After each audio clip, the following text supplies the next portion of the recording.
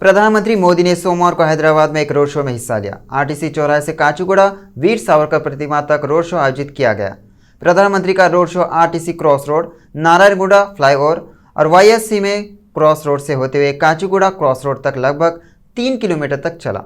प्रधानमंत्री मोदी ने काचीगुड़ा में वीर सावरकर की प्रतिमा पर श्रद्धांजलि अर्पित की। पीएम मोदी के रोड शो में भारी संख्या में लोग उमड़े। वे सड़क के किनारे मोदी का अभिवादन करते पाए गए। मोदी ने भी लोगों का अभिवादन करते हुए प्रधानमंत्री आगे बढ़ते गए।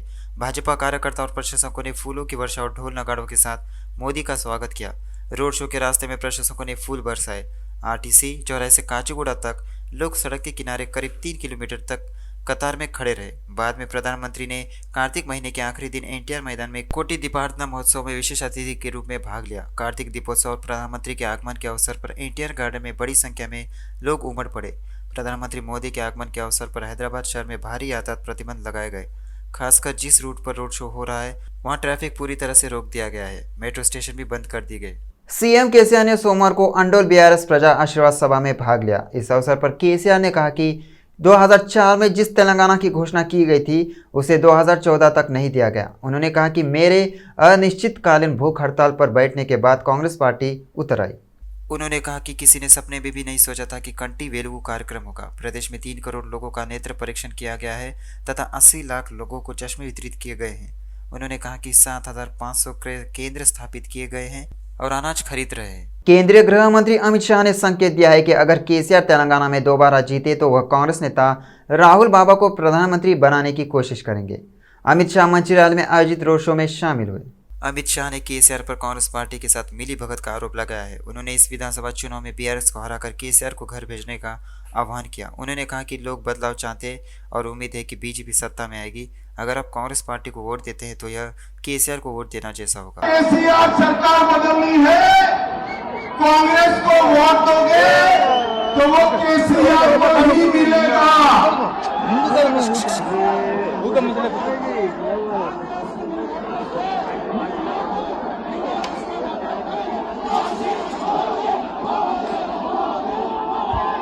क्योंकि कांग्रेस के सारे विधायक 2015 में और 2018 में आपने जिस किसी ने भी कांग्रेस को वोट दिया वो सारे विधायक टीआरएस में चले गए।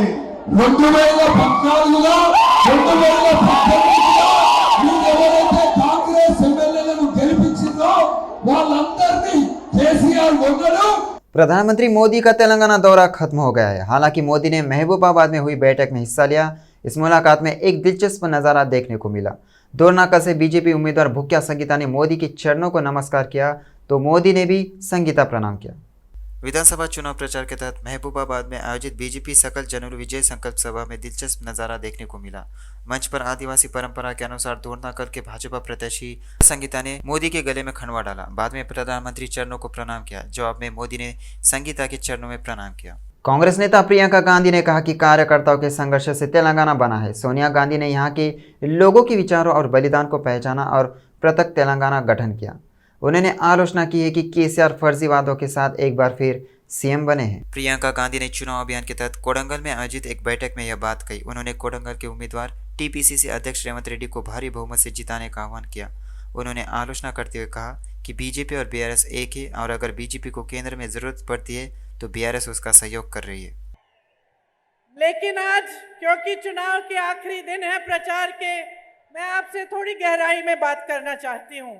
मैं आपसे कहना चाहती हूँ कि कौन से सवाल आपको पूछने चाहिए कि कुछ दिनों में चुनाव आ रहा है तो अंदर आपको क्या महसूस हो रहा है, क्या क्या आप चाहते हैं, क्या क्या उम्मीदें हैं सरकार से और राजनीतिक दलों से।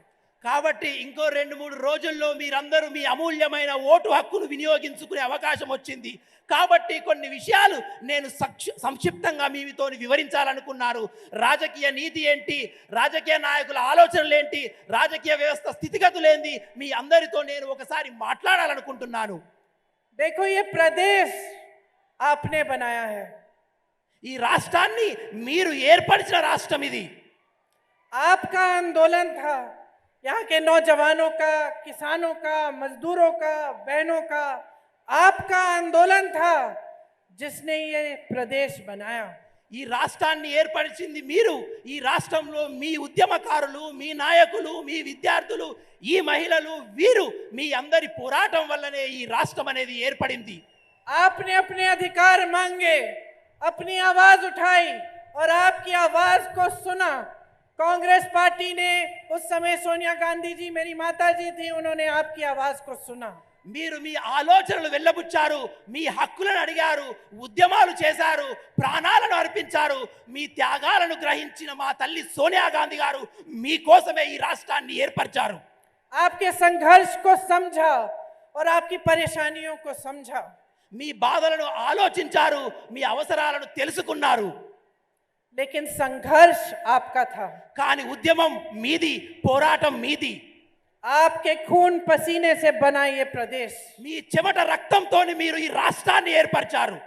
सैकड़ों नौजवानों ने अपनी जान दी कि तेलंगाना बने. వేలాది మంది యువకులు తమ ప్రాణాలు అర్పించారు ఈ తెలంగాణ ఏర్పాటు కావాలని. और प्रदेश की सारी जनता ने एक सपना देखा था. वो सपना था कि तेलंगाना में अपना ही राज होगा. टीपीसीसी प्रमुख रेवंत रेड्डी ने कहा कि मुझे कोडंगल में अस्तित्व दिया, इस धरती ने मुझे लड़ना सिखाया है. जब तक आप मेरे साथ खड़े रहेंगे तो मैं मोदी और केसीआर से भी लड़ूंगा. उन्होंने कहा कि कोडंगल की धरती पर कांग्रेस का झंडा लहरा रहा है. रेवंत रेड्डी ने आश्वासन दिया कि वह कोडंगल को दत्तक लूंगा. उन्होंने लोगों से अपील की कि मुझे भारी मतों से जिताने की जिम्मेदारी आपकी है. कांग्रेस सत्ता में आने पर पूरे राज्य विकास करके दिखा दूंगा. बीजेपी के राष्ट्रीय अध्यक्ष जेपी नड्डा ने कहा कि कांग्रेस पार्टी किसान विरोधी, गरीब विरोधी और महिला विरोधी है. उन्होंने कहा कि मोदी के प्रयासों से भारत दुनिया की तीसरी सबसे बड़ी अर्थव्यवस्था बन गया है. उन्होंने कांग्रेस की आलोचना करते हुए उसे किसान विरोधी, गरीब विरोध और महिला विरोधी बताया. उन्होंने कहा कि PMAY के माध्यम से देश भर में गरीबों के लिए घर बनाए गए हैं. उन्होंने सवाल किया कि क्या BRS शासन के दौरान गरीबों को डबल बेडरूम का घर मिला है? क्या तेलंगाना में युवाओं को नौकरी मिली है? ये लड़ाई BRS, कांग्रेस और बीजेपी के बीच में है. जहां तक BRS का सवाल है और कांग्रेस का सवाल है, ये दोनों ही पार्टियां भ्रष्टाचार में ऊपर से आकर डूबी हुई पार्टियां हैं. दोनों ही एक ही सिक्के के दो पहलू हैं. They are the two sides of the same coin. दोनों ही भ्रष्टाचार करती हैं और दोनों ही परिवार की पार्टियां हैं. परिवार की एक पार्टी जवाहरलाल नेहरू, इंदिरा गांधी, राजीव गांधी, सोनिया गांधी, राहुल गांधी, प्रियंका गांधी, बाकी सबकी छुट्टी. और इधर केसीआर, केटीआर, कविता, बेटा, बेटी, दामाद. ये भारतीय जनता पार्टी है जहां साधारण परिवार से आई हुई हमारी बहन अरुणा तारा भी आगे बढ़ सकती है. मंत्री केटीआर ने आरोप लगाया कि रेवंत रेड्डी ने रैतू बंधु को रोकने के लिए चुनाव आयोग को पत्र लिखा है. सवाल किया है कि क्या यह उचित है. मंत्री केटीआर ने मुलुगु जिले के एटूरा नागरम में मुलुगु निर्वाचन क्षेत्र के BRS उम्मीदवार बड़े नागज्योति के समर्थन में एक रोड शो का आयोजन किया. मुलुगु निर्वाचन क्षेत्र के लोगों ने मंत्री केटीआर का गर्मजोशी से स्वागत किया. नए राशन कार्ड आने पर मोटे चावल की जगह बारीक चावल दिया जाएगा. तेलंगाना देश का सबसे बड़ा चावल उत्पादक राज्य है. सनतनगर विधानसभा क्षेत्र के भाजपा प्रत्याशी मर्री शशिधर रेड्डी ने दासाराम बस्ती रविंद्र नगर में घर घर जाकर प्रचार किया. उन्होंने मतदाताओं से मुलाकात किया और उन्हें वोट देने का अनुरोध किया. शशिधर रेड्डी ने तेलंगाना में बीजेपी की हवा चल रही है. उन्होंने विश्वास व्यक्त किया कि भाजपा तेलंगाना में सबसे अधिक सीटों पर जीतेगी. सनतनगर निर्वाचन क्षेत्र को सबसे अधिक बहुमत से जीतेगी. इस कार्यक्रम में बीजेपी के वरिष्ठ नेता और कार्यकर्ता शामिल हुए. कांग्रेस नेता राहुल गांधी ने तेलंगाना में बेरोजगार युवाओं की समस्याओं पर प्रतिक्रिया दी. उन्होंने चिंता व्यक्त की कि केसीआर सरकार के शासन में तेलंगाना के युवाओं को गंभीर कठिनाइयों का सामना करना पड़ रहा है. उन्होंने कहा कि यह तो स्पष्ट हो गया. हैदराबाद के अशोकनगर का दौरा किया. राहुल गांधी ने इस आशय का एक वीडियो जारी किया है. तेलंगाना के बेरोजगार युवाओं को पीड़ा को कम करने के लिए कांग्रेस ने जॉब कैलेंडर के साथ पहला कदम उठाया है. तेलंगाना में सत्ता में आने के बाद 1 साल में 2 लाख सरकारी नौकरियां भरी जाएंगी। उन्होंने कहा कि तेलंगाना राज्य लोक सेवा आयोग का शुद्धिकरण किया जाएगा। युवा विकास के तहत छात्रों को 5 लाख रुपए की सहायता दी जाएगी। उन्होंने कहा कि युवाओं को भविष्य का कांग्रेस जन सरकार के हाथों में सुरक्षित रहेगा। राहुल गांधी ने कहा कि हम उसकी गारंटी देते हैं। एआईसीसी प्रमुख मल्लिकार्जुन खड़गे ने कहा कि कांग्रेस ने रैतु बंधु योजना को नहीं रोका है। उन्होंने खुलासा किया कि केसीआर और हरीश राव झूठ बोल रहे हैं। केसीआर और हरीश राव ने चुनाव नियमों का उल्लंघन किया है। उन्होंने कहा कि कांग्रेस ने लाभार्थियों को रैतु बंधु का पैसा ट्रांसफर करने को कहा है। उन्होंने कहा कि कांग्रेस हमेशा किसानों के साथ खड़ी है और रहेगी। आप सोचिए, तेलंगाना आज मिला है, तेलंगाना स्टेट आज बना है, तो इसको कौन बनाए आप बोलिए? सोनिया गांधी ने सेपरेट स्टेट बनाकर आपको दिया और आपने सोनिया गांधी को भी आप नहीं देखते और सोनिया गांधी, राहुल गांधी को भी आप गालियां देते। अरे जिन लोगों ने तुम्हारा पॉलिटिकल लाइफ बनाया, तुमको इतना बड़ा पद मिला, वो लोगों को आप गालियां देते हैं। जो लोग तुमको उठाए ऊपर, तुम्हारे घर वाले सब सुखी समृद्ध बने और आप लोग सोनिया गांधी का सपोर्ट लेके सोनिया गांधी को भी गालियां देते। केंद्रीय मंत्री और बीजेपी तेलंगाना प्रदेश अध्यक्ष किशन रेड्डी ने आलोचना की है कि बीआरएस और कांग्रेस पार्टियां रायतु बंधु के मामले में नाटक कर रही है। रायतु बंधु को चुनाव अधिसूचना से पहले क्यों नहीं दी गई, उन्होंने पूछा। बीआरएस और कांग्रेस पार्टियां इस बात से नाराज थी कि वे एक ही है। उन दोनों को पारिवारिक पार्टियों के रूप में चिन्हित किया गया है। उन्होंने टिप्पणी की है कि बीजेपी पारिवारिक पार्टियों को नहीं छोड़ेगी। लोगों ने बीआरएस और कांग्रेस शासन को देखा है और भाजपा को वोट देने की अपील की है। मंत्री हरीश राव ने रायतु बंधु को चुनाव आयोग से छूट मिलने पर प्रतिक्रिया दी। हरीश राव ने जहीराबाद में आयोजित जन आशीर्वाद सभा में हिस्सा लिया। उन्होंने कहा कि कांग्रेस ने किसानों के मुंह का निवाला छीन लिया है। उन्होंने कहा कि चुनाव आयोग द्वारा रायतु बंधु को मंजूरी देने से न्याय और धार्मिकता की जीत हुई है। हरीश राव ने कहा कि कांग्रेस नेताओं द्वारा इसकी शिकायत करने के बाद चुनाव आयोग ने रायतु बंधु को फिर से रोक दिया। एमएलसी कविता ने तंज कसते हुए कहा कि रायतु बंधु भुगतान के बारे में शिकायत करके कांग्रेस ने एक बार फिर किसान विरोधी प्रदर्शन किया है। उन्होंने कांग्रेस नेताओं से उन लोगों पर ध्यान देने को कहा जिन्होंने किसानों का पैसा हड़प लिया। कविता, जिन्होंने चुनाव आयोग द्वारा भुगतान के लिए रायतु बंधु की अनुमति वापस लेने पर प्रतिक्रिया व्यक्त की है, ने इस हद तक प्रतिक्रिया दी। उन्होंने आरोप लगाया कि कांग्रेस नेताओं के आचरण के कारण कर्ज माफी भी पूरी नहीं हुई। जिनकी कमाई उनकी है, जिनका खर्चा उनका है। अंत में ऐसे लोग भी हैं जो बची हुई राशि में से कुछ धर्मांत संगठनों, वृद्धाश्रमों और अनाथालयों को दान करना चाहते हैं। अच्छा विचार है। सामाजिक प्राणी के रूप में यह एक जिम्मेदारी भी है। उस धन का दुरुपयोग रोकने के लिए पर्याप्त सावधानी बरतनी जानी चाहिए। दान और अनाथालयों को दान देना, सबसे पहले ये बात जानना जरूरी है।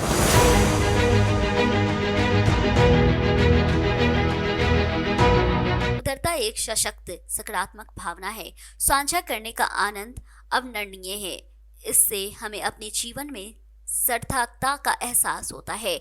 यह अमीरों की भी जिम्मेदारी है कि वे वंचितों के साथ साझा करें। आर्थिक मनोवैज्ञानिक परोपकार को मानव निवेशन के रूप में वर्णित करते हैं। जैसे शेयर बाजार में निवेशन लंबे समय में हमारी संपत्ति का मूल्य बढ़ाता है, वहीं दान सेवा खुशी सूचकांक में हमारे ग्राफ को ऊपरी ले जाता है। वहीं वॉरेन बफेट कहते हैं, वहीं अनाथालय को दान देना मेरे जीवन का सबसे अच्छा निवेश है। लेकिन जब हमने समाज के लिए जो पैसे आवंटित किए हैं वो उन लोगों तक पहुंचता है जिन्हें इनकी ज़रूरत है।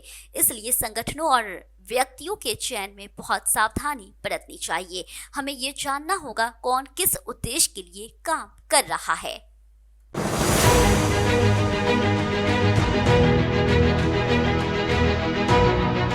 दैनिक समाचार पत्रकारों में विज्ञापन, सोशल मीडिया पे अभियान, लगातार शुभकामना संदेश, चौराहों के पास बांटे गए पर्चे, मदद मांगना और समर्थन की अपील करना किसी न किसी रूप से हमारा ध्यान आकर्षित करने का प्रयास है। जी हाँ, आंकड़े बताते हैं कि देश में 30 लाख से अधिक एनजीओ गरीबों के लिए, अनाथों के लिए, बुजुर्गों के लिए, शारीरिक और मानसिक रूप में विकलांगों के लिए, पर्यावरण के लिए, राजनीतिक जागरूकता के लिए ऐसे कई संगठन हैं जो अपने अपने क्षेत्र में ईमानदारी से काम कर रहे हैं।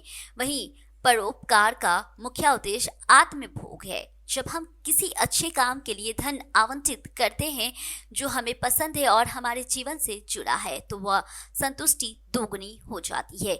इसलिए न केवल उपयुक्त एनजीओ बल्कि उस संगठन की गतिविधियों पर भी विचार किया जाना चाहिए।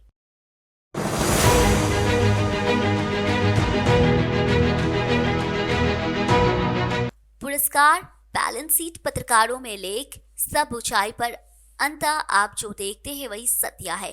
पसंद आए तो लाइक करें। इसलिए एक बार जब आप एक ऐसी एनजीओ चुन लें जो आपके दिल के करीब हो, तो उस पर परिसर में जाएं और बच्चे, अनाथों और निराश्रितों से बात करें। उसी क्षेत्र में काम करने वाली अन्य कंपनियों पर जाएं। सोचिए कौन सा संगठन जीवन को अधिक प्रभावित कर रहा है, कौन सा संगठन जीवन बदलने की ताकत रखता है। आपकी मेहनत का सदुपयोग किसके हाथों में होगा। कुछ संगठन एक समाचार पत्र भी देखते हैं जिसमें बताया जाता है पैसे कैसे खर्च किए जा रहे हैं और किसकी मदद की जा रही है। ऐसी जानकारी से उस पर एनजीओ पर हमारा भरोसा बढ़ जाता है और रिश्तेदारों को भी सिफारिश करेंगे। ऐसे लोग हैं जो निवेशन सिद्धांतों का परोपकार से जोड़ते हैं। हर महीने एक निश्चित राशि सिस्टमैटिक इवेंटमेंट प्लान और में डाली जाती है और जब लंबे समय में एक बड़ी राशि दान की जाती है, इससे और पैसे जुड़ेंगे और भी जिंदगियां बेहतर होगी।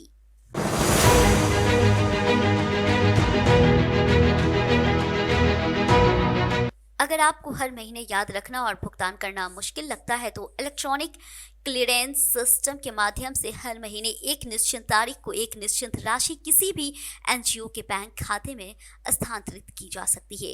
एक तरीका ये भी है कि चुनी गई कंपनी की वेबसाइट पर जाएं और क्यूआर कोड का स्कैन करें। भले ही हम सीधे पैसे ना दें, हम उन एनजीओ के लिए अपने पेशेवर कौशल का उपयोग करके संतुष्टि प्राप्त कर सकते हैं। ये एक गैर वित्तीय सेवा है। हमने जो चित्र बनाए हैं, जो किताबों में हमने लिखी है, जो मूर्तियां हमने बनाई है, यदि हमारे पास सिंचाई की व्यवस्था हो तो फसल का एक हिस्सा गरीबों में वितरित किया जा सकता है। मन के कई तरीके हैं, किसी भी तरह से उदारता एक महान गुण है।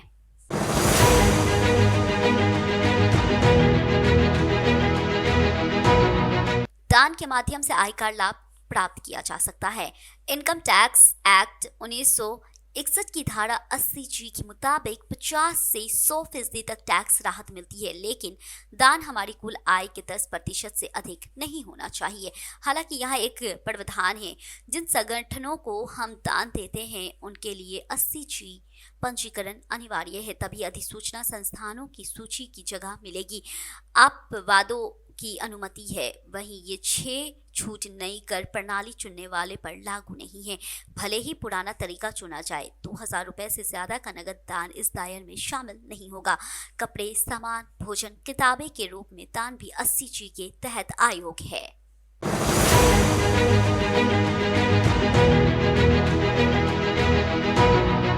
केंद्रीय अप्रत्यक्ष कर और सीमा शुल्क बोर्ड ने स्पष्ट किया है कि माल और सेवा कर दानकर्ता का नाम प्रदर्शित करने या दान या उपहार प्राप्त करने वाले दान के परिसर में नेम प्लेट लगाने जैसी सेवाओं पे लागू नहीं होगा। व्यक्तिगत दाताओं से सीबीआई द्वारा जारी एक परिपत्र में स्पष्ट किया गया है कि वो व्यक्तिगत दानकर्ता धार्मिक संस्थाओं और धर्मार्थ संस्थाओं, स्कूलों, अस्पतालों, अनाथालयों, वृद्धाश्रम आदि जैसे संगठनों को दान या उपहार के रूप में वित्तीय सहायता या कोई अन्य सहायता प्रदान करते हैं। धन्यवाद व्यक्त करने के लिए उनके परिसर में एक नेम प्लेट या इसी तरह की पावती लगाए हैं। जब दाता का नाम पर्याप्तकर्ता संगठन के परिसर में प्रदर्शित किया जाता है तो इसे दाता के परोपकार के कार्य के प्रति कृतज्ञता और सार्वजनिक मान्यता की अभिव्यक्ति माना जाता है, न कि दाता को बढ़ावा देना। यदि ये उसके व्यवसाय का विज्ञापन या प्रचार है तो प्रतिफल को सेवा के आपूर्ति नहीं कहा जा सकता है। दान या उपहार प्राप्तकर्ता कुछ भी करने के लिए बाध्य नहीं है, इसलिए ऐसे विचार पर कोई जीएसटी देनदारी नहीं है।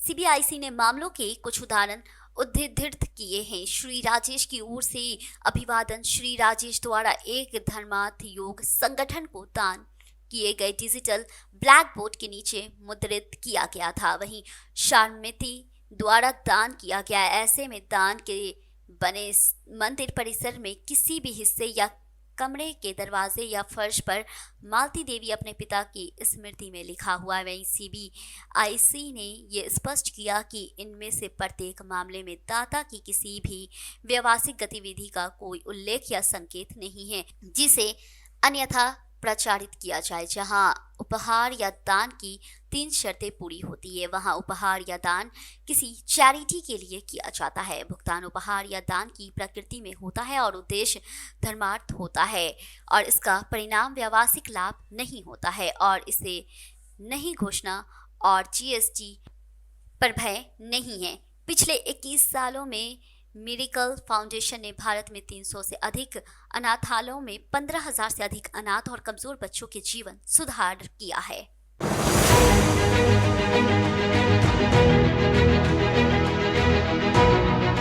इसे पूरा करने के लिए हमने 5 कल्याण डोमेन और संयुक्त राष्ट्र बाल अधिकारियों के आधार पर अपनी क्रांतिकारी थ्राइव स्केल और पद्धति विकसित की है। ये उपकरण हमें स्वास्थ्य और कल्याण कारकों के व्यापक स्पेक्ट्रम और डेटा एकत्र करने और ट्रैक करने की अनुमति देता है ताकि प्रत्येक बच्चे को अपनी पूरी क्षमता तक पहुंचने का अवसर मिल सके।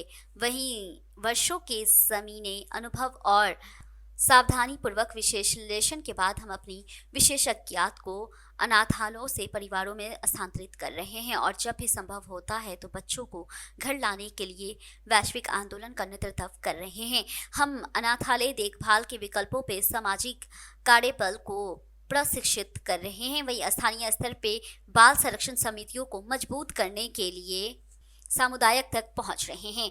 वहीं युवाओं को प्रोत्साहित कर रहे हैं और बच्चों को रखने के लिए कमजोर परिवारों के शीघ्र पहचान कर रहे हैं।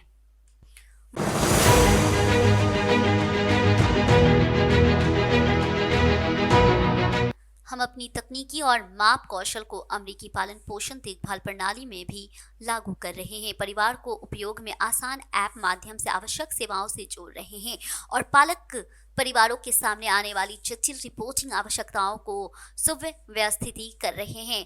मेडिकल फाउंडेशन बच्चों के लिए एक अंतर्राष्ट्रीय गैर लाभकारी संगठन है जिसका मुख्यालय ऑस्टिन टेक्सास में और कार्यालय न्यूयॉर्क शहर में और नई दिल्ली में है।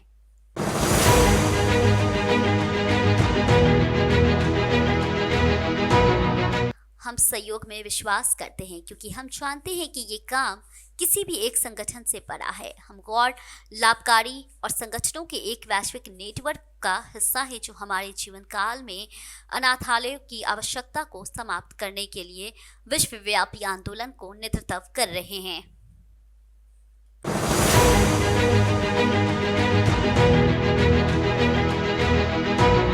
उम्मीदवार समरेड्डी सुरेंद्र रेड्डी ने मलकपेट निर्वाचन क्षेत्र के लोगों से भाजपा को वोट देने और अपने सुनहरे भविष्य के लिए जीतने का आग्रह किया।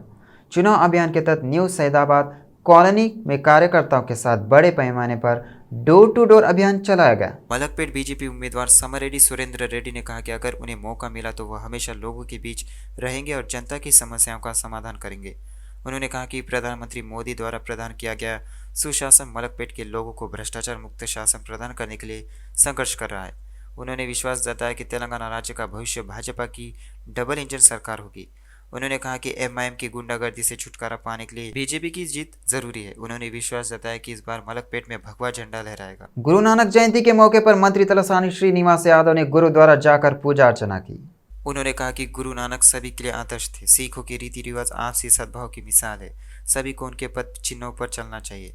इस अवसर पर सिख समुदाय के अनेक लोग उपस्थित थे। आने वाले चुनाव के मद्देनजर हैदराबाद में बड़े पैमाने पर नकदी वितरण किया जाएगा। पार्टी के नेता और उनके समर्थक पैसे बांटते पकड़े जा रहे हैं। हाल ही में मेडचल जिले के जवाहर नगर निगम के अंतर्गत मोहन राव नगर कॉलोनी में मल्ला रेड्डी कॉलेज के कर्मचारियों को घर घर पैसा बांटते हुए कांग्रेस नेताओं ने पकड़ा था।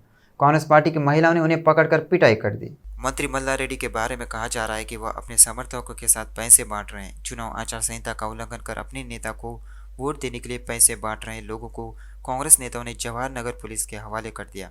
कांग्रेस नेताओं ने कहा कि मंत्री मल्लारेड्डी हार के डर से मेडचल में पैसे बांट रहे हैं। कहा कि कांग्रेस तेलंगाना के विकास के लिए काम कर रहे हैं।